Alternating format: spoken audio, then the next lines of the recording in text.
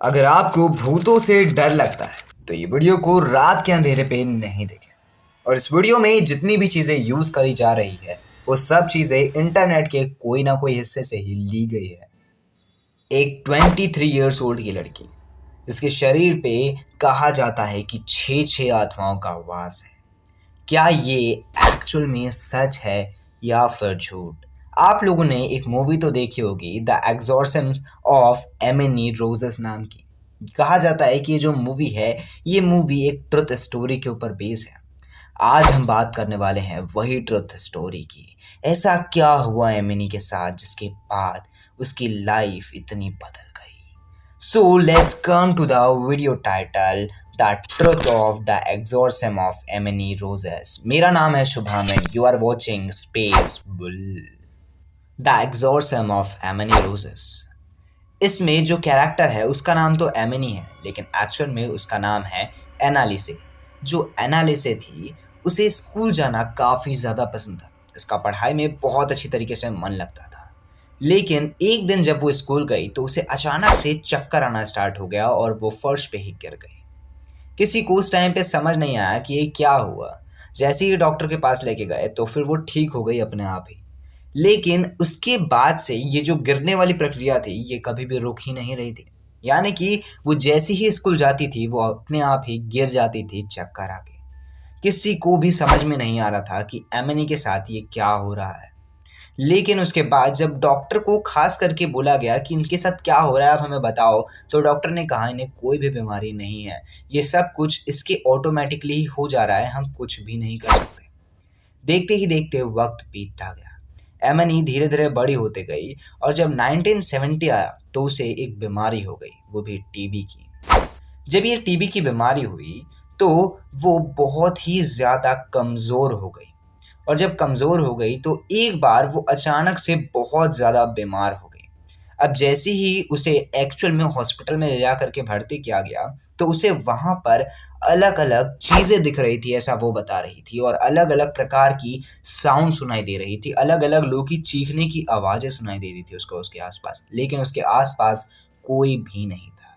फिर 1973 में कहा गया कि अगर इसे बचाना है तो आपको चर्च में जाके प्रार्थना करनी चाहिए। तो उसके जो माँ बाप थे वो चर्च में जाके जैसे ही प्रार्थना करने लगे, अचानक से जो एमिनी थी उसके अंदर से कुछ अलग ही आवाज़ आने लगी और वो वहीं पर फर्श में गिर गई। धीरे धीरे जैसे ही वक्त बीतता गया उसका डॉक्टर इलाज कर ही रहे थे, लेकिन वो अभी तक ये चीज़ पता नहीं कर पाए थे कि ये सब चीज़ किस कारण से हो रही है सिवाय टीबी को छोड़ के। देखते ही देखते वक्त बहुत बीत गया और जो एमिनी थी वो एक्चुअल में अपनी ही यूरिन पीने लग गई, उल्टे सीधे कीड़े मकोड़े खाने लग गई और साथ ही साथ जो बाहर पास मिट्टी पड़ी थी वो तक भी खाने लग गई। उसको देखते हुए एमिनी के पेरेंट्स को ये समझ आ गया कि एमिनी की कंडीशन बहुत ही ज़्यादा बुरी हो चुकी है। जिसके बाद उन्होंने ये फैसला लिया कि डॉक्टर से अब कुछ भी नहीं होने वाला, अब हम चर्च में जा कर के फादर को बोल के देखेंगे कि क्या है एक्चुअल में प्रोसेस। तो वैसे ही वो वहाँ पर वापस प्रार्थना करने गए और फादर को बोला कि फादर क्या हुआ है एमिनी को। तो फादर ने एमिनी को बोला कि शायद इसकी बॉडी में आत्मा है, तो हमें इसकी बॉडी में से जो आत्मा है उसे निकालना होगा, इसकी बॉडी को कोई दूसरी आत्मा कंट्रोल कर रही है।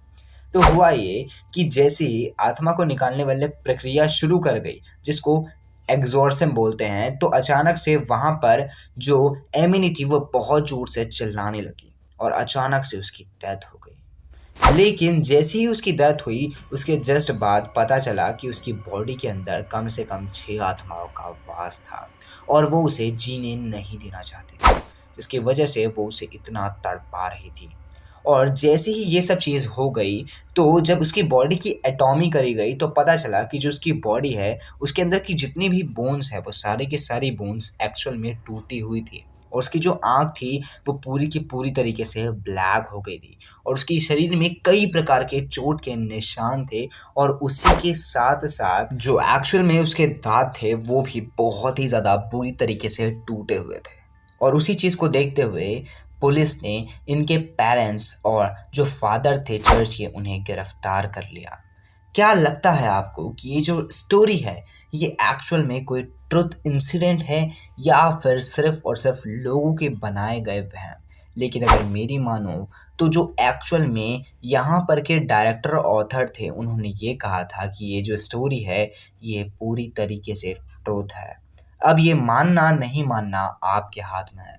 अगर आपको ये वीडियो पसंद आई होगी तो वीडियो को एक लाइक कर देना, और अगर आप लोग चैनल पे न्यू हो तो चैनल को सब्सक्राइब कर देना, साथ ही साथ बेल आइकन कॉल पे सेट कर देना। और अगर आप लोग मुझसे बात करना चाहते हो तो आप लोग मुझे इंस्टाग्राम पे फॉलो कर सकते हो, वहाँ डीएम कर सकते हो, मैं वहाँ सबका रिप्लाई करता हूँ। ऑफकोर्स आपका भी रिप्लाई करूँगा। तो फिर मिलते हैं अगले वीडियो में, तब तक के लिए जय हिंद, वंदे मातरम and thanks for watching this video.